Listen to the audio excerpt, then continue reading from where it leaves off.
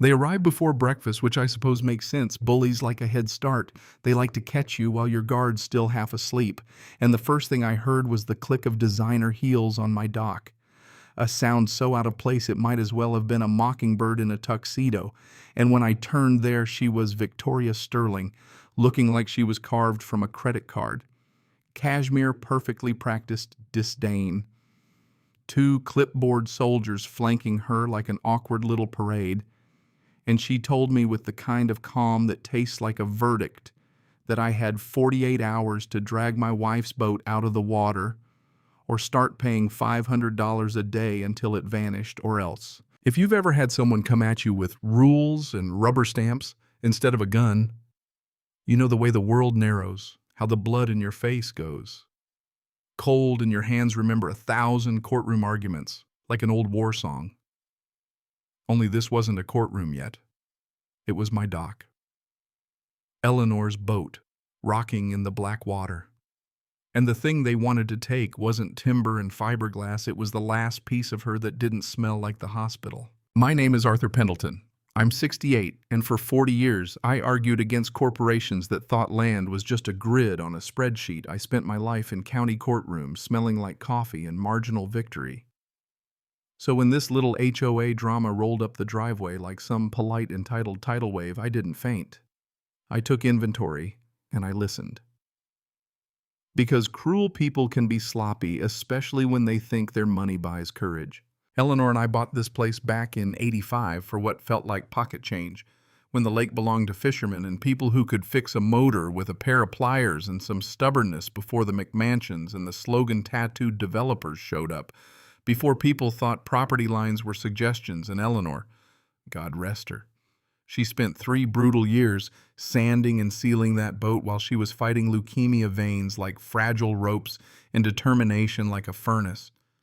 She wanted me to have something that would keep me afloat literally and figuratively, and she left me more than memories. She left me work that mattered. So when Victoria waved a stack of laminated notices and announced they were going to fine me into submission, it felt obscene: fines for a faded deck sealant, a citation for 3 stone frogs, a parking infraction measured with the kind of precision usually reserved for spaceflight, and it became obvious pretty quick that this wasn't about paint colors. Their HOA hadn't even existed until a handful of wealthy transplants banded together 6 years ago, and their playbook was plain weaponize aesthetics, make life expensive and miserable for older owners, and buy our lots for pennies on the dollar. Petty tyranny with a developer's logo stamped at the bottom. They thought they'd picked on a widower who still slept on half a bed and would crumble at the sight of a certified letter. They had no idea they'd picked on the wrong old man. 2 days after the dock visit, I came home with a pint of pistachio, Eleanor's favorite, because some habits are stubborn, and found my mailbox strangled in neon zip ties. Laminated notices clapped to the metal like bounty.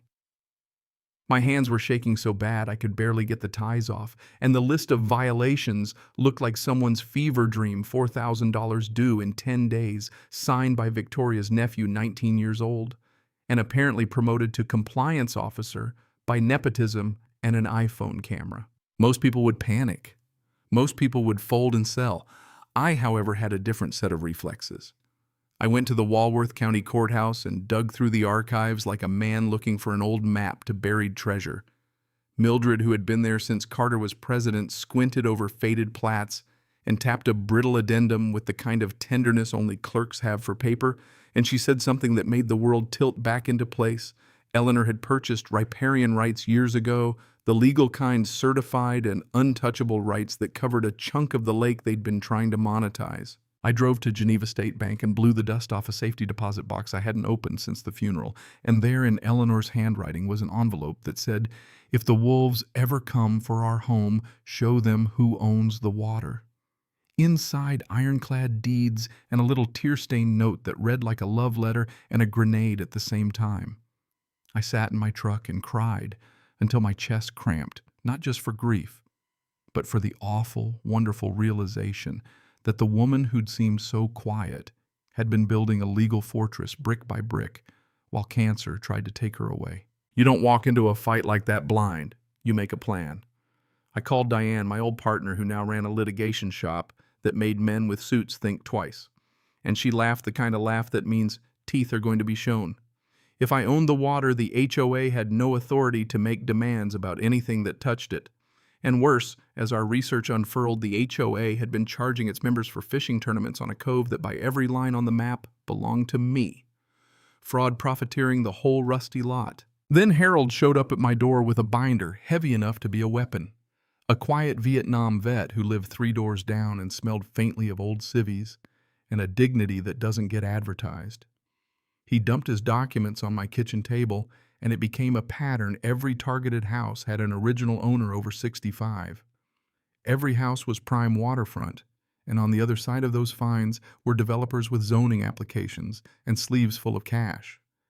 We weren't a handful of isolated inconveniences. We were a harvesting plan. We did what people do when they stop being helpless. We organized. We turned my living room into a command center. We recruited Dr. Eris Thorne, an aquatic ecologist who could make a spreadsheet cry, and Tommy from the marina who knew which boats belonged to honest folks and which came with a developer's smile. We published deeds, fake surveys, and a messy paper trail linking board members to Pinnacle Ridge developments, and the internet did what the internet does. It exploded. But the real twist, the one that made the whole thing taste like a plot in a movie, was waiting in a fireproof box under a pile of Eleanor's sweaters. Eleanor, it turned out, hadn't just bought water rights. She'd spent her last years secretly testing water samples, taking soil photographs, and documenting septic systems that weren't permitted miles of raw sewage phosphorus dumps, the sort of environmental horror that suffocates a lake and gives algae the kind of banquet that kills a place you love. The very people who wanted my boat hauled away for aesthetic reasons were committing federal crimes, and Eleanor, quiet as she was, had built the case in pencil and sweat. When Richard Sterling, Victoria's husband, the corporate bully with the Porsche and the shiny business cards, showed up on my porch with a briefcase full of cash and the thinly veiled threat of a court declaring me incompetent, he had no idea I had a recorder taped to my chest. He thought money fixed everything. He thought threats worked on grief.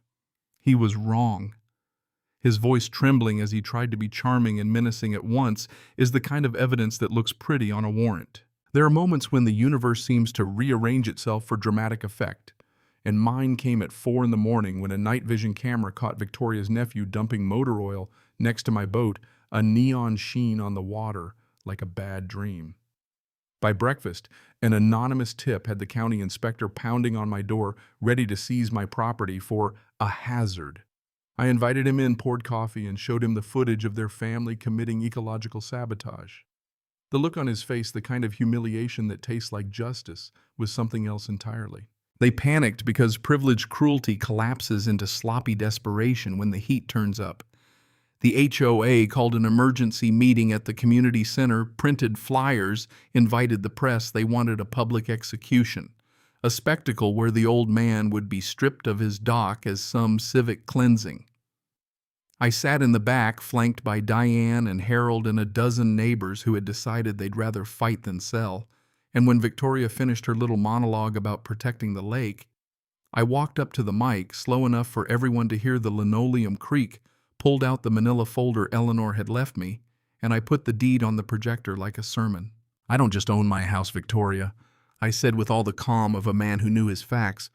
"I own the water you're standing over, I own the cove you dock in, and I own the rights you've been selling to your cronies."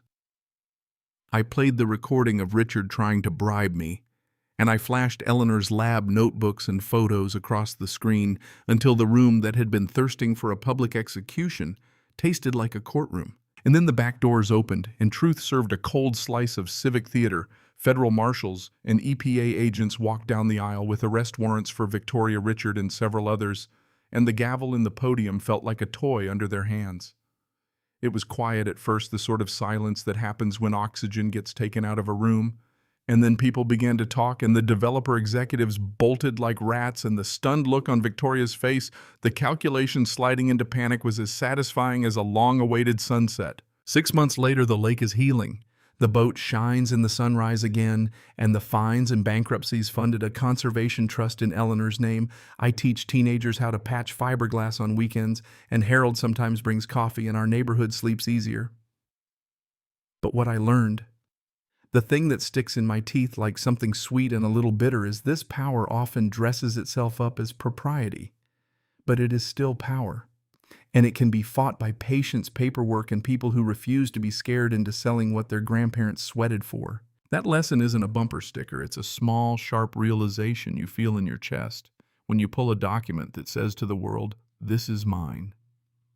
And the world, for a change, respects it. And if there is any moral here, it's that kindness and courage are not mutually exclusive. They work together like a good repair team. Someone to sand, someone to hold the lamp, someone to file the motion. And when they do, even the most certain tyrant can be unstitched. So here's my question for you, a hard one. When communities hand more power to people with money and less to the people who actually live there, who watches the watchers, is it justice to let old rules be enforced by new money? Or is there a line where community standards turn into weaponized exclusion? Tell me what you'd do if this were your doc. Or better yet, tell me about the time you stood up to something that felt bigger than you. I want to hear it. If you like this, share it with someone you think needs to know that the little guy can still win, and leave your take below. Were we right to fight? Did we go too far? Or was this exactly the kind of satisfaction you secretly cheer for when power gets its comeuppance? Cảm ơn các bạn đã xem video.